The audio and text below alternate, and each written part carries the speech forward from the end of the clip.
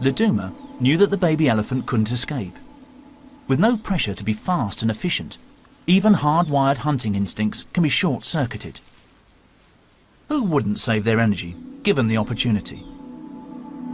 Their instinct to sleep for up to 20 hours a day, though, seems right on track.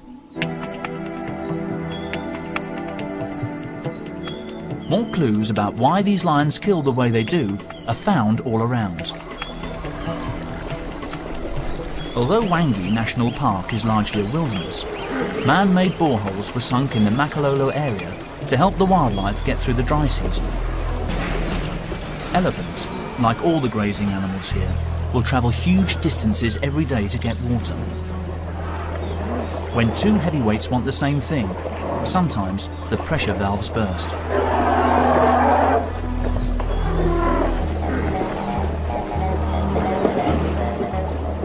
With this steady stream of drinkers coming through the lion's territory, it makes sense that the lions have adapted their hunting methods to make the most of the bounty.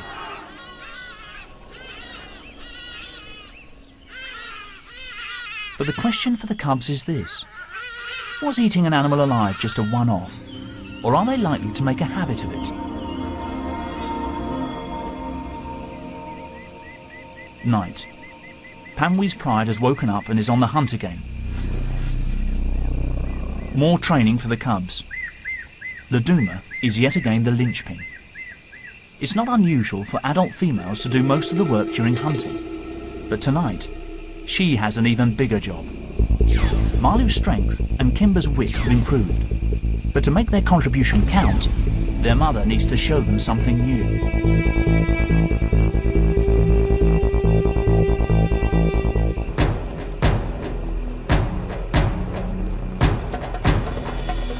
Tonight, can they help coordinate the attack and show the buffalo they mean business?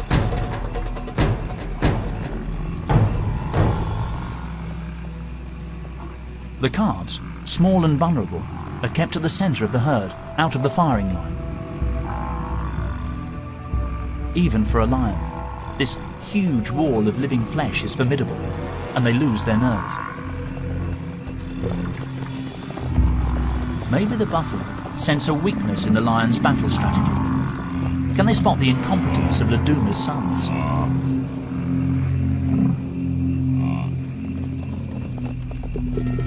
Who knows? But the massive herbivores stand their ground against their oppressors.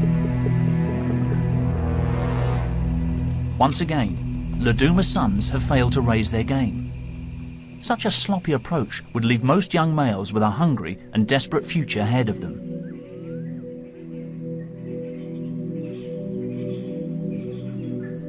But Makalolo, yet again, offers them a soft option. Another tiny elephant calf wanders alone. Born only a few weeks previously, he's been abandoned by his herd. Newborn elephants are prone to attack, and sensing danger, his mother and concerned aunts try to push the calf to its feet.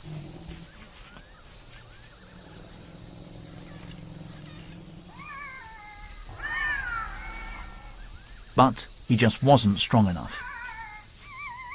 His family stuck with him at first, but eventually had no choice but to leave him and let nature take its course.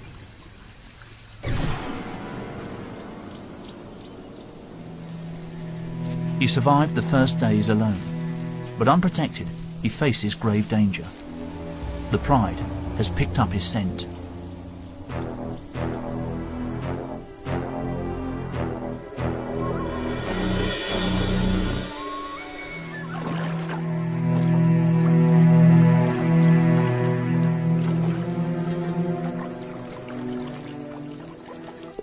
But the baby gets a lucky break.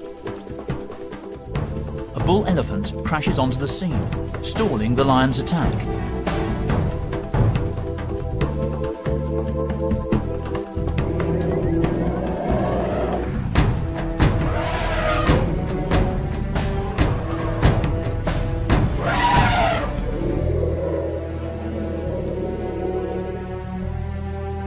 They wait to see what will happen next.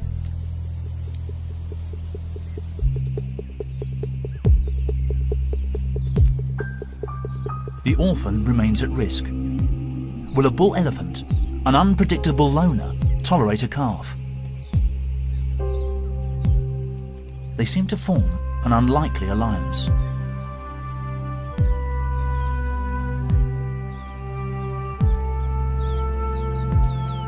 But a male elephant isn't inclined to watch over a lost baby.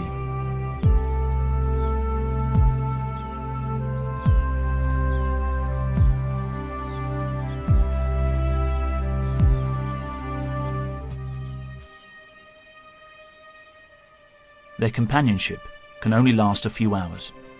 The calf stumbles on alone.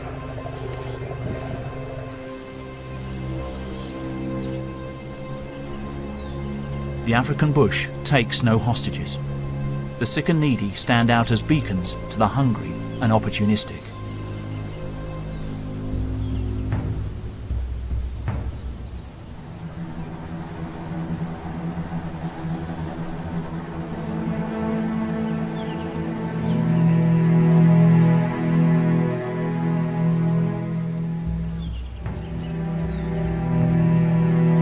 The vultures are already here.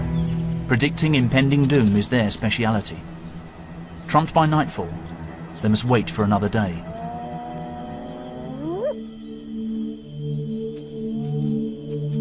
They don't call it the lion's share for nothing. They will get the most of this easy meal. And dehydrated, probably traumatized, the baby elephant gives up the ghost, sparing itself from a more gruesome death. Marlu and Kimber, now juveniles, don't know it, but this will be the last time they feed so easily.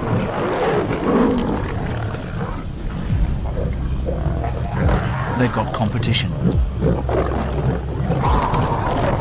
Little do they realise that their mother, Laduma, is pregnant again. Marlu, Kimber and their 5 brothers will soon need to think about moving on. 3.5 months ago, Pamwi picked up the smells, telling him the lionesses were ready to mate.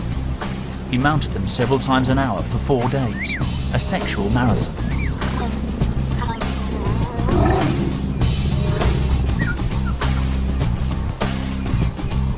The birth of a new litter will mark a turning point in the lives of Marlu and Kimber. With more mouths to feed, it's crunch time. The extra competition means life will get tougher from here on in.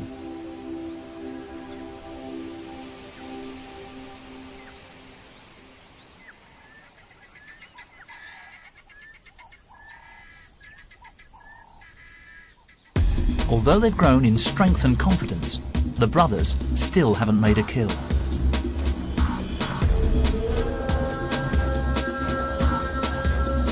The time for lessons is almost over. Perhaps sensing that they need a game plan, they give their mother some proper backup. It's a turning point for the boys.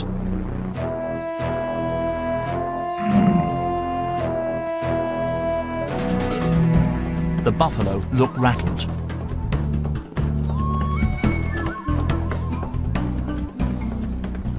A fast charge confuses the herd, and in the chaos, there's a straggler.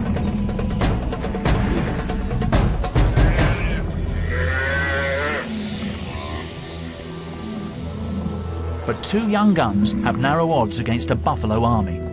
It's time for all the brothers to get involved.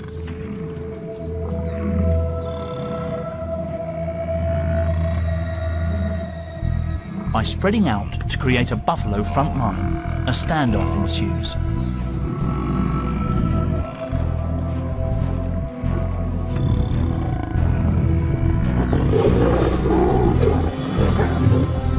The lions still need an old hand for the finishing touch.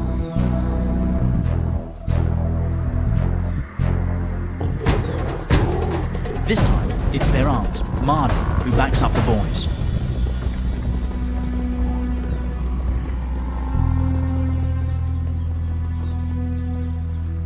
The cubs did help to execute a classic ambush, but they still can't finish the job.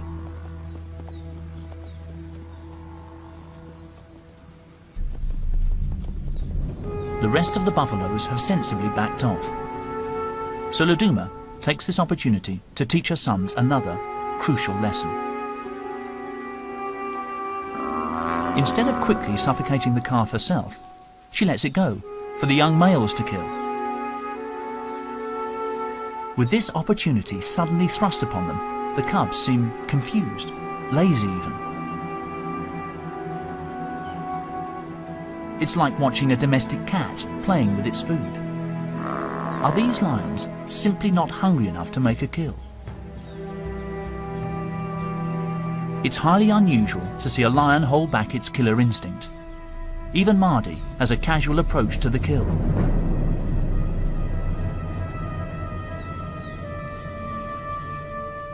Then, the calf suddenly struggles a little, and a primal instinct kicks in. Mardi grabs the animal's throat.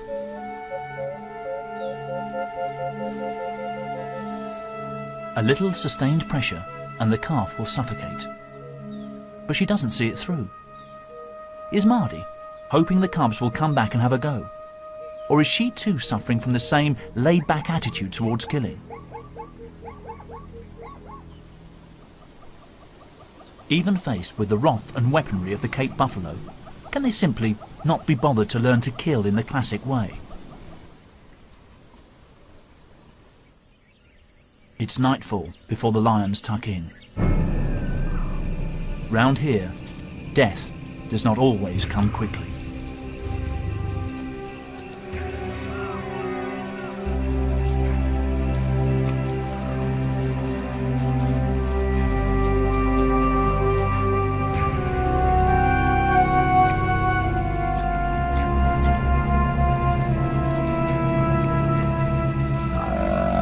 Marlo and Kimber have other problems to deal with. Soon, along with their brothers, they